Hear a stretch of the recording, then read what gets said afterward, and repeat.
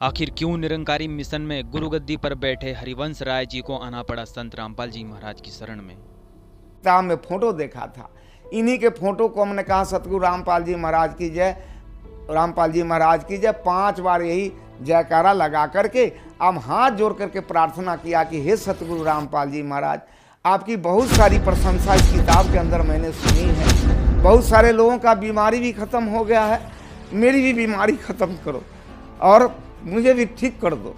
अगर ऐसा कर दोगे तो शेष जीवन जो मेरा बचेगा ये हम आपके चरणों में बिताएंगे, आपके चरणों में भक्तों की सेवा करके अपना जीवन बिताएंगे। जब संत रामपाल जी महाराज हरिवंश राय जी के घर पहुंचे, रात में 3:30 बजे ये सतगुरु रामपाल जी महाराज वहाँ पहुँच गए। सादा पैजामा, हाफ कुर्ता, गमछा रखे हुए और कुर्ते का रंग थोड़ा हल्का गेरुआ रंग का पहने हुए, हाफ कमीज, और कुर्सी खींच करके उसी जगह बैठ गए। कुर्सी के खींचने का आवाज़ हमको कान में मिला और तब आवाज़ सुन करके हमारी आंख खुल गई।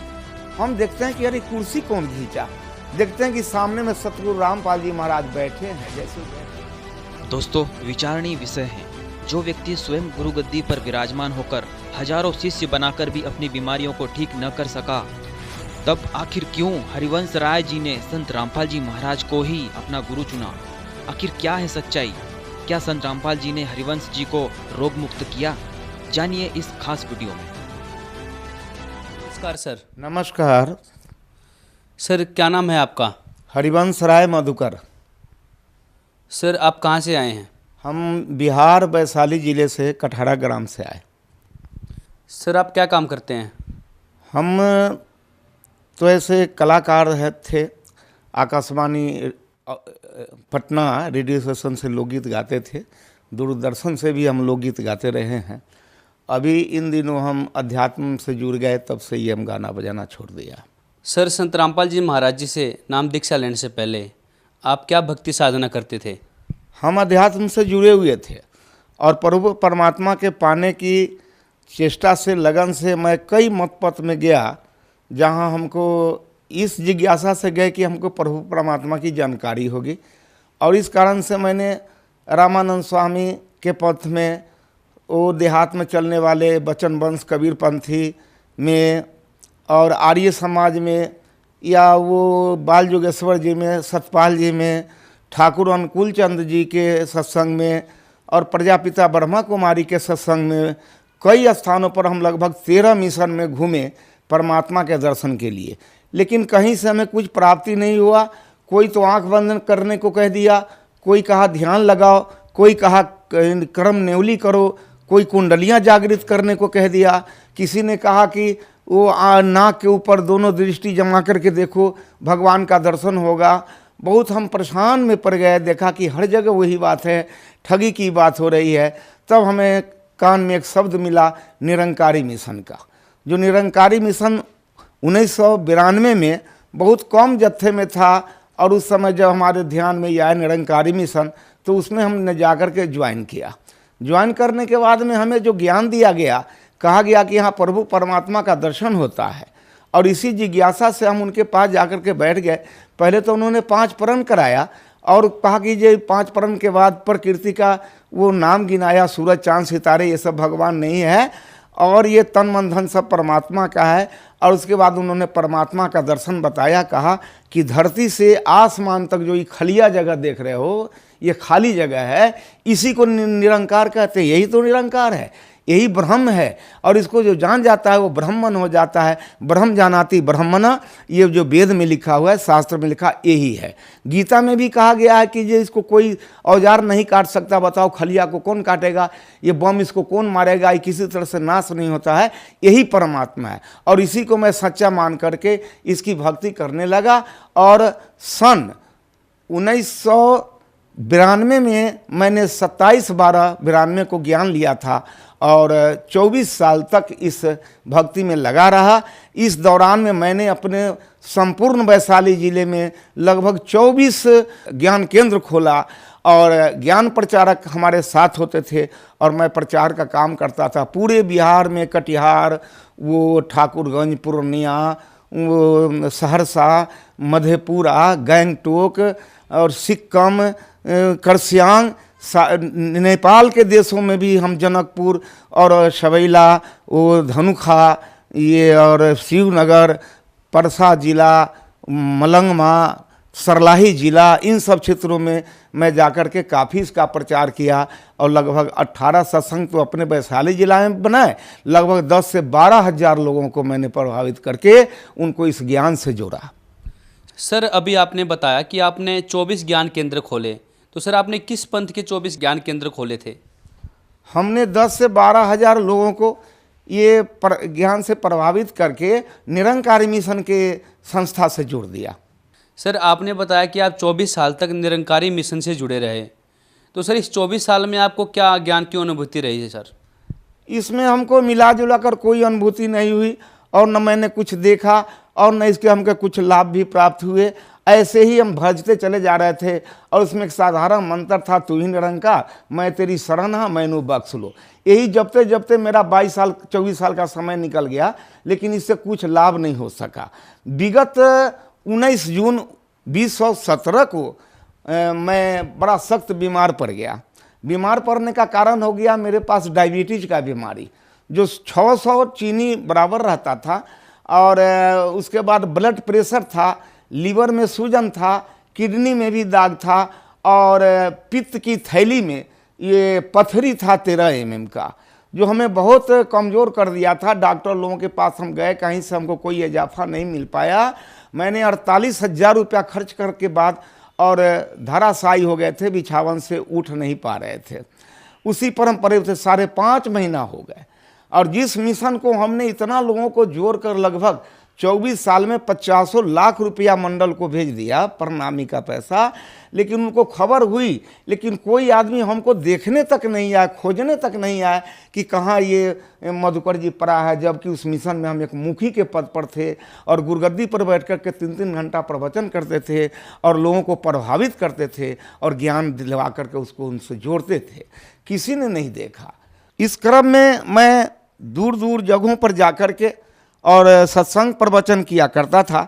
गुरगद्दी पर हमको बैठाया जाता था, वहाँ से हम अध्यात्म प्रवचन करते थे, गीता से, रामायण से, कुरान से, पुराण से, वेदों से, शास्त्रों से कह करके लोगों को प्रभावित करते थे। कभी कभी इतने जिज्ञासुओं का भीड़ हो जाता था कि नमस्कार करने में लाइन बन जाती थी और बड़ी भीड़ हो जाती थी। तब हमारे दोनों पैर पर अलग अलग दोनों पैर को करके दायां बायां, एक पर बहनें और एक पर भाइयों का लाइन लगता था और सभी लोग सर पटक करके हमारे चरणों पर नमस्कार करते थे। और उसी में लोग ये जिज्ञासा करते थे कि बाबूजी जरा माथे पर हाथ रख दो, और मैं माथे पर हाथ रख देता था। जरा धौना में, पीठी में दर्द हो रहा है, इस पर जरा हाथ कर दो, ये बच्चे को जो आशीर्वाद दे दो, ये बड़ा बीमार रहता है। ये सब काम हमें करना पड़ता था और उसको करते थे। सर आपने बताया कि आप निरंकारी मिशन की गद्दी पे बैठते थे, निरंकारी पंथ से जुड़े थे, आप प्रवचन करते थे स्वयं, और फिर आप संत रामपाल जी महाराज जी की शरण में आ गए। सर आपको क्या ऐसा लगा? निरंकारी मिशन में तो बहुत सारे लोग ने हमारे दुख को मेरे कहने पर जाना, लेकिन उसमें मेरा कोई इलाज नहीं हो सका। और वहाँ तो बड़ी बड़ी औषधालय भी खुली हुई है, क्या क्या है, लेकिन हमको कोई सहारा कहीं से कुछ नहीं मिला।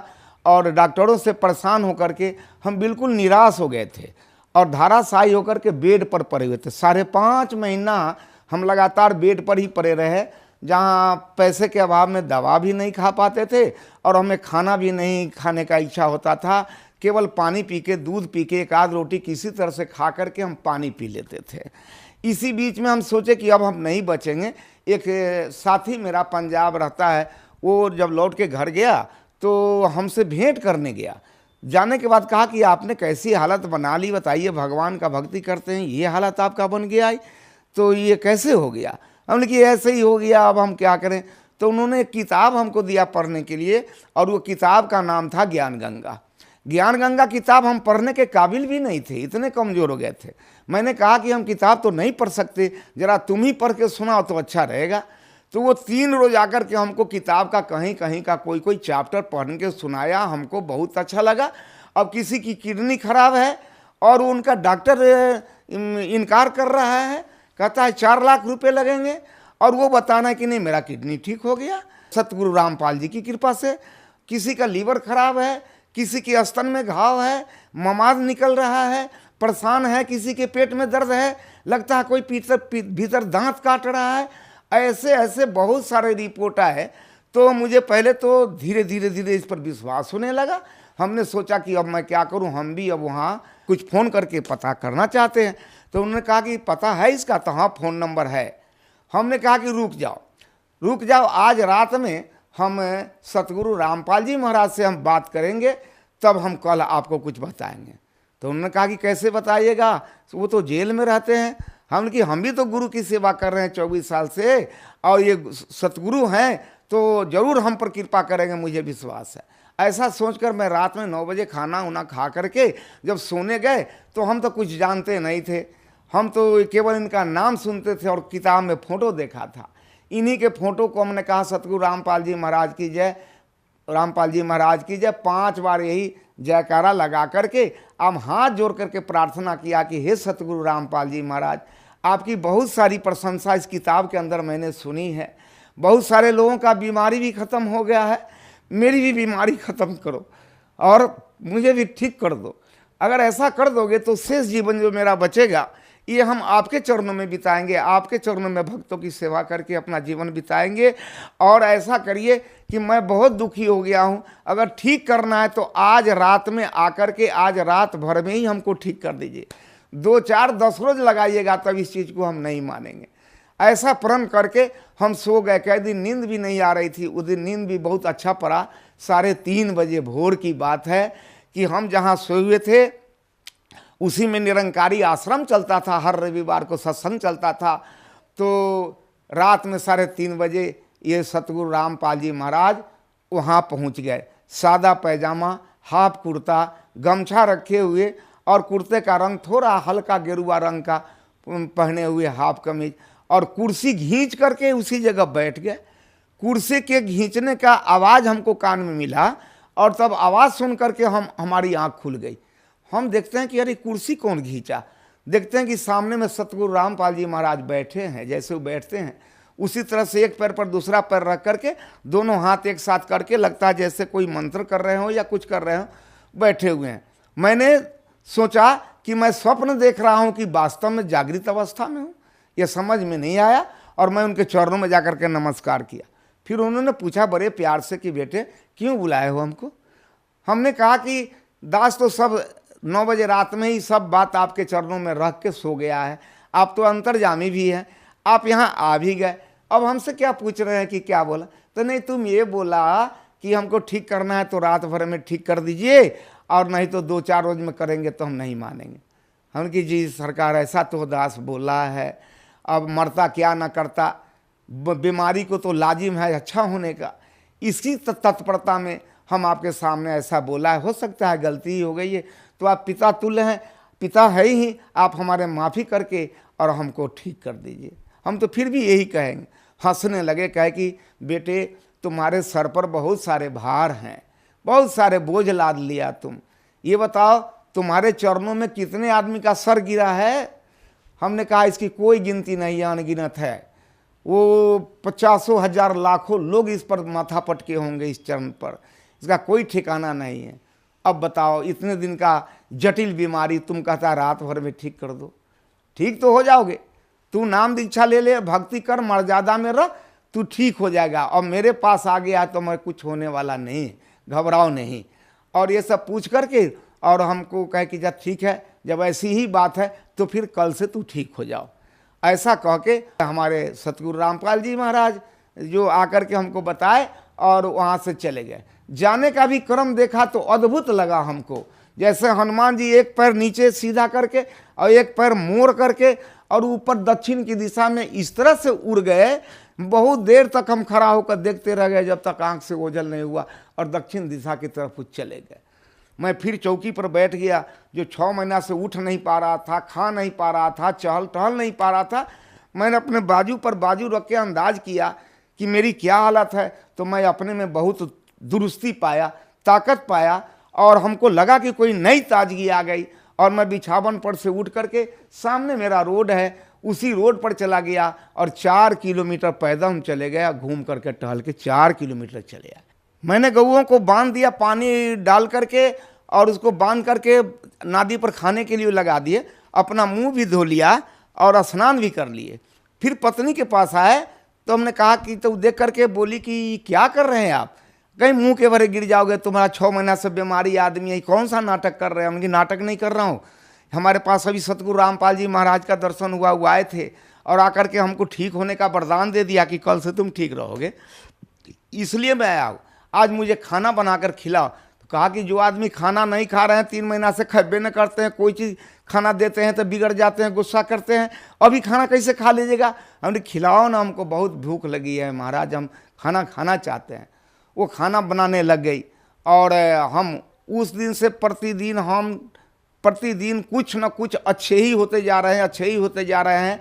मैंने 13 रोज रास्ता देखा कि मैं ठीक तो हो गया हूँ, नाम दान लूँ कि नहीं लूँ, ये टेम्पोररी ठीक हुआ हूँ कि परमानेंट हो गया हूँ, यह मुझे पता नहीं चल रहा था।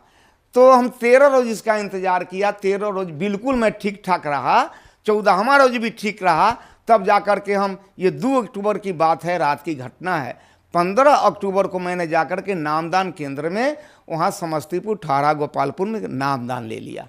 जब ये ज्ञान को मैंने देखा तो मैं तो दंग हो गया। वो जहाँ जहाँ लोग बताते थे, किसी ने कहा कि ये श्वास चल रहा है ये भगवान है, किसी ने आंख जांच दिया कहा इसमें लाइट आता है सो भगवान है, किसी ने ऊपर ताकने को बताया, किसी ने कान मूंदने को बताया, और यहाँ जो ज्ञान बताया गया कि नहीं नहीं प्रभु साकार है और इसको तू देख लो। जब इस ज्ञान को मैंने देखा तो मैं दंग रह गया और हक्का बक्का हो गया कि दुनिया में कैसे कैसे लोग किस किस तरह के भगवान दिखलाते हैं, ना जाने कहाँ कहाँ से चुन चुन करके कैसे कैसे भगवान लेकर के दिखलाते हैं। कोई नकली भगवान दिखलाते हैं, कुछ करते, सब को देखते देखते हमको यहाँ समझ में आया कि असली भगवान ये है। और उन्होंने कहा कि कबीर इज गॉड, यही है कबीर, इसको देखो। और इसका प्रमाण ऋग्वेद में बताया और इसका प्रमाण अथर्व वेद में बतलाया, इसका प्रमाण गीता में भी बतलाया, इसका प्रमाण वो शास्त्रों में बतलाया, उपनिषद तक में बतलाया, और देवी भागवत पुराण में भी बतलाया। सबको समझा बुझा करके सत्संग करा करके तब मुझे ज्ञान दिया। और ज्ञान लेने के बाद मैं बड़ा प्रसन्न हुआ। मेरे कलेजे में ये पित्त के थैली में जो पत्थर था, वो पत्थर का दर्द कभी कभी हमको होता था। जब हम सेकेंड बार पेशी में यहाँ आए हिसार फरवरी महीने में, तो वहाँ से हम चले आए, ट्रेन में हमको वो दर्द होने लगा, दर्द से हम बेचैन हो गए। हम किसी तरह से हिसार पहुँच गए, वहाँ पेशी लगाए। लौटने के बाद भी हमको खाने की इच्छा नहीं हो रही थी, हमको लगा कि फिर पहले जैसा बीमारी हो गया और ये दर्द हो गया। हमारे साथ के लोग बहुत खाने को प्रयास किया, हम ये कुछ नहीं खाएंगे, मेरा तबीयत ठीक नहीं है। जब दिल्ली से बिहार जाने के क्रम में 5-6 स्टेशन जब आगे गाड़ी बढ़ गई कानपुर के लगभग, तो रात में एकाएक वो रामपाल जी महाराज सतगुरु फिर ट्रेन में आए और मैंने देखा कि वो आए। आने के बाद में लगता था कि वो किसी को खास व्यक्ति को खोज रहे हैं। आते आते मेरे बेड के पास चले आए, सीट पर मैंने खिड़की की तरफ सिर करके सोया हुआ था, चित्त पड़ा हुआ था। वो सीधे दोनों हाथ को इस तरह से बनाए हुए आए और मेरे कलेजे में दोनों हाथ को घुसेड़ दिया। जब हाथ इसमें घुसेड़ दिए तब हम देखते हैं कि नहीं, एक खुला मड़ई में हम पड़े हुए हैं, मेरा लाश पड़ा हुआ है और उसमें से हम निकल कर 2 हाथ की दूरी पर अलग बैठे हुए हैं और मेरे लाश में ये दोनों हाथ समा दिया। वैसा वैसा वहाँ 5-6 लाश और पड़ी हुई थी, जिसको देखकर यह प्रतीत होता था कि मेरे बाद इन सब लाशों का भी ऑपरेशन होगा। दोनों हाथ निकाल करके वो ये क्या कहते हैं, शकरकंद के कच्ची काटा हुआ जैसा, बहुत थाक जैसा, एक थाक निकाल करके इधर रख दिया, इधर से निकाल कर थाक इधर रख दिया और दोनों को खूब मलमल करके और उसमें से लार जैसा लस्सेदार उसमें से झाग निकाले, बोतल में पानी रखे हो तो बोतल से पानी रख के मलमल के और सबको साफ किया। जेब से रुमाल उजला निकाल करके सबको एक एक करके पोंछ को फिर थकिया करके पोंछ कर और मेरे कलेजे में बाएं साइड में फिर थकिया दिया, इधर वाला भी पोंछ कर दाहिना साइड में थकिया दिया और उंगली से ऐसा ऐसा ऐसा ऐसा करके मानो जैसे सिलाई कर दिया और सिलाई करके हाथ से इस तरह से पोंछ दिए तो वो घाव भी लगा, ख़त्म हो गया। सुबह में हम उठे, लोग पूछे कि मधुकर जी आप रात खाना नहीं खाए, आप कुछ खाओगे? हमने यहाँ खाएंगे, इच्छा है? हमने की बहुत इच्छा है। क्या खाओगे? हम जो खिला दो, भात खिला दो, दाल खिला दो, वो रोटी सब्जी खिला दो, चिवड़ा दही की जो खिलाओगे हम खाएंगे। लोग कहने लगे कि आप कोई चीज़ खाना नहीं चाहते थे, अभी सब कुछ खाना चाह रहे हैं, ये कैसे हो गया? तो हमने कहा कि नहीं नहीं, अब जो बीमारी मेरा था ये सतगुरु रामपाल जी की कृपा से ये अब ख़त्म हो गया, हमको अब लगता है ख़त्म हो गया। तो मेरे चलते ये लोग रोहतक में गाड़ी पर से उतर गए। हमने बड़ी भूख लगी है, खिलाओ। तो रोहतक के स्टेशन पर उतर गए और हमको प्लेटफार्म पर और लोगों को छोड़कर ये लोग आश्रम में गए और वहाँ से मेरे लिए प्लेट दाल भात तरकारी सब्जी सब ले करके आए और मैंने भरपेट भोजन किया, दाल भात तरकारी सब्जी खाया। वहाँ से हमें चैन आ गई। फिर लौट करके गए तो रास्ते में ये लोग फिर पटना में दही चूड़ा भी खिलाया, भूजा भी खिलाया, सारे सामग्री को खिलाया और उस दिन से हम बिल्कुल ठीक हो गए। अब हमको लगता है कि वो दर्द भी हमको अब स्वप्न के रूप में भी कोई महसूस नहीं होता है कि दर्द हो रहा है या नहीं हो रहा है। वो लगता है अब है ही नहीं, वो पत्थर उथर सब खत्म है सतगुरु रामपाल जी महाराज की कृपा से। सर एक बात बताइए, आप 24 साल से निरंकारी मिशन से जुड़े हुए थे, यहाँ तक कि आप गुरुपद पे थे और आप वहाँ पर प्रवचन भी देते थे, लेकिन फिर आप संत रामपाल जी महाराज के शरण में आए। संत रामपाल जी महाराज जी के ज्ञान में और निरंकारी मिशन के ज्ञान में आपको क्या भिन्नता नजर आई सर? निरंकारी मिशन के ज्ञान में और ये संत रामपाल जी के महाराज के ज्ञान में बहुत अंतर आया, क्योंकि यहाँ स्पष्ट रूप से बताया जाता है और वहाँ एक मानने की बात कही जा रही है कि मानो, ये मान लो कि यही भगवान है, यही खलिया है सो भगवान है। और यहाँ जानने की बात कही जाती है कि जानो कि ये भगवान है। यहाँ दिस की बात है, यह की बात है, वहाँ दैट की बात बताई जा रही है कि वो भगवान है। अब पता नहीं वो कहाँ है, सातवां आसमान के ऊपर है या नीचे है, क्या है नहीं है, कुछ भी नहीं है। सर जो श्रद्धालु आपको देख रहे हैं और जो श्रद्धालु निरंकारी मिशन से अभी भी जुड़े हुए हैं, आप उन्हें क्या संदेश देना चाहते हैं? जैसे कि दास 24 साल अपने जीवन का मूल समय, जवानी का समय इस निरंकारी मिशन में फंस करके कहाँ कहाँ अपने पूरे बिहार के बाहर भी, नेपाल के देशों में भी जा कर के कई जगह स्थानों पर जाकर के प्रचार प्रसार किया। अपना जीवन तो गंवाया लेकिन अपनी खुद रक्षा नहीं कर सका। आप लोगों को मालूम है, अच्छी तरह आप जानते हैं कि पिछले वर्षों में निरंकारी मिशन के प्रवर्तक सम्राट मुखिया जो जिनके द्वारा ये सत्संग का कार्यक्रम चल रहा था, वो खुद ही ये डेनमार्क में 4 चक्के गाड़ी पर एक्सीडेंट होकर के मर गए। दास को बड़ा झटका लगा कि जिनके भरोसे पर मैं मोटरसाइकिल चलाता हूँ और उनका नाम लेता हूँ कि हे परमात्मा आप मेरी रक्षा करो, आप मेरी रक्षा करना, उनके नाम पर मैं खुद गाड़ी चलाता हूँ और जो गाड़ी से एक्सीडेंट करके मर गए तो मेरा क्या होगा, मेरी रक्षा कौन करेगा? और मेरे जेहन में ये बात आया कि जो स्वयं का मक्खी नहीं उड़ा सकता वो मेरा कुकुरमाची क्या उड़ा देगा। और बड़ा ठेस पहुंचा मुझे और तब से मैं संकल्प लिया कि नहीं नहीं नहीं, इस मिशन को तो कल छोड़ना है। अभी भी हमारे जितने इसके अंदर में बैठे हुए लोग, चाहे संसारिक हों या जगत हों या भगत हों या हमारे निरंकारी मिशन के लोग हों, मैं उनसे ही प्रार्थना करूंगा कि मेरे जैसे सोचा बेचारी करके, बिना जाने बिना पहचाने झूठी बड़ाई करके अपना 24 साल का जो मैंने जीवन नाहक में बर्बाद कर दिया और बीमारी का शिकार बन गया, लेकिन कोई मेरी हाल पूछने के लिए नहीं आया कि तुम्हारी क्या हाल है। कोई 10,000 रुपया मेरा मदद नहीं कर सका। ऐसे जगह पर मैं पड़ा हुआ था। इसलिए हम फिर पुनः आपके सर्वन शक्ति में ये आवाज़ को पहुंचा रहे हैं कि आप नकली से बच करके असली में आकर के सतगुरु रामपाल जी के शरणों में आकर के अपना हर तरह से अपना कल्याण करें। सर आपको पूरा विश्वास है कि आपके गुरु संत रामपाल जी महाराज जेल से बाहर आएंगे? क्या निर्दोष है? पूरा विश्वास है। जब हमारे इतने बड़े बीमारी से वो हमको निकाल सकते हैं, हमारे पित्त के थैली में से पत्थर निकाल सकते हैं हाथ पेश करके बिना छुरी का। डॉक्टर कह रहे थे कि चाकू लगेगा तुम मर जाओगे, तुम तो चीनी का बीमारी है। तो जब हमको निकाल सकते हैं, हमको उठाकर खड़ा करा सकते हैं, हम कैसे समझे कि जेल में है? अगर जेल में होते तो मेरे पास मेरे बिस्तर के नज़दीक जाकर कैसे बैठ जाते, मेरी हाल कैसे पूछ लेते और कैसे कहते कि जाओ तू कल से ठीक हो जा। अगर वो जेल में होते तो कैसे निकल करके चले आते। आज मैं मोटरसाइकिल चलाता हूँ और सत्संग में जाता हूँ, हर काम मैं कर रहा हूँ उनके कृपा से। तो क्या वो बाहर आएंगे? ये बड़ी बात है। इस हमारे साथ जो घटना घटी इससे बहुत छोटी बात है। वो यहाँ आकर के ही रहेंगे और उसमें ज़्यादा दिन नहीं है, बहुत शीघ्र ही आएंगे। सर, यदि कोई श्रद्धालु आपसे बात करना चाहें तो क्या आप अपना फ़ोन नंबर बता सकते हैं? हाँ, बिल्कुल बता सकता हूँ। मेरा फ़ोन नंबर है, लिखिए, 80 5 12 90 7 90। सर, संत रामपाल जी महाराज जी से यदि कोई श्रद्धालु नाम दीक्षा लेना चाहे तो कैसे ले सकते हैं? ले सकते हैं। अभी उनके बहुत सारे चैनल चल रहे हैं, जिस चैनल पर इनका प्रोग्राम बराबर होते रहता है, शाम में होता है, दोपहर में होता है, तो आप उस पर ध्यान देंगे तो चैनल चलते हुए वो नीचे में उनका फ़ोन नंबर आता है, जहाँ जहाँ उनका आश्रम, सतलोक आश्रम, और उसका फ़ोन नंबर उस पर नीचे लिखा रहता है। उसी फ़ोन नंबर को आप नोट कर लीजिए और उसी फ़ोन नंबर से आप पूछ लीजिए, आपको बता दिया जाएगा कहाँ एरिया है, किस जगह रहते हैं, आपके नज़दीक में कौन सा नामदान केंद्र नज़दीक पड़ेगा।